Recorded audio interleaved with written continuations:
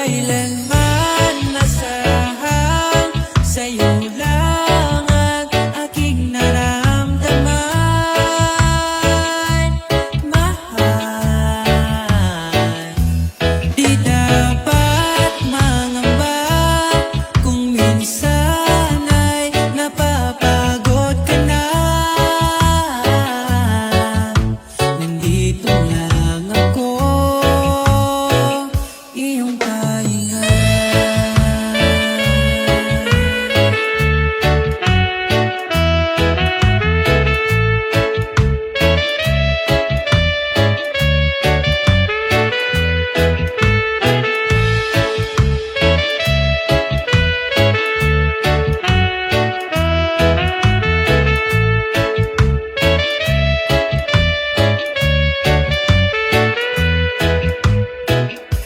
Ikaw ang